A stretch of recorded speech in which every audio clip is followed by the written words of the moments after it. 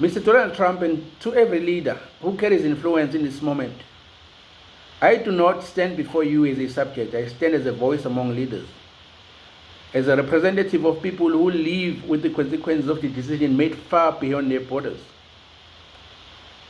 This is not a confrontation. It is a conversation. But it is a conversation we can no longer delay.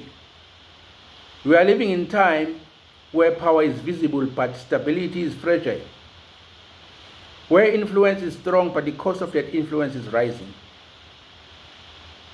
And the world is watching, not just for dominance but for directions. Let us speak plainly. War today does not remain where it begins. It moves, it spreads, it multiplies. A conflict in one region disrupts supply in another. A disruption in supply raises global prices, and those prices do not stay in borders. They land in households. Fuel rises, transport rises, food rises, energy rises, but wages do not rise at the same pace. Now, across nations, including South Africa, ordinary people are adjusting their lives in real time. They are not debating geopolitics. They are deciding what to eat, what to leave behind, and how to survive the month. This is where the impact of global decision becomes human. Mr. Donald Trump, you have spoken often about strength, about winning, about making deals. So let us define the strength clearly. Strength is not the ability to escalate. Anyone can escalate. Strength is the ability to resolve. It is easy to sustain conflicts, but it is difficult to end it. And it is that difficulty that defines leadership. I speak to you not as an opponent, but as a peer in responsibility, because leadership is not about geography. It is about consequence. When global tension rises, every leader shares the burden, because every nation absorbs the impact. Now let us follow the chain. When conflict threatens energy routes, oil prices respond. And when oil rises, transport costs rise. When transport costs rise, food prices rise. When food prices rise, pressure builds on households. This is not a theory. This is lived reality for millions. And if this continues, we are not only facing economic strain, we are facing a social strain. People under pressure do not remain silent. They protest, they withdraw, they lose trust. And when trust erodes, system begins to weaken. This moment, however, is not only a crisis, it is an opportunity.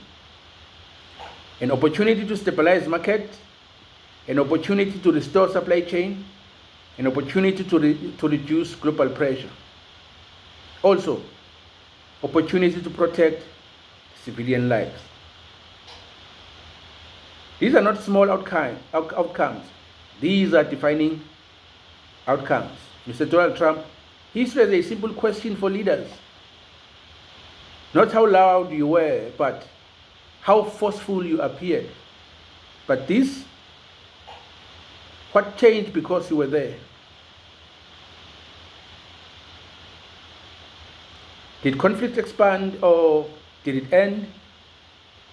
This is a call, not a submission, but for elevation. To rise above cycles of escalation, to engage in dialogue, to pursue outcomes that stabilize rather than inflame. Because the world does not need more tension, it needs a resolution. Behind every static or behind every statistics, there's a person. Behind every price increase, there's a household adjusting. And behind every prolonged conflict, there's a family carrying the cost. This is the reality we must center. Mr. Donald Trump, this is not about proving strength through conflicts. It is about proving leadership through resolutions. To bring parties together, to reduce escalation, to prioritize stability. Because the measure of leadership is not how far tension is pushed, but how far suffering is reduced. And in this moment, the world is watching for those who can do exactly that. And let this be that moment for you, Mr. President. It's time you end this war. I thank you.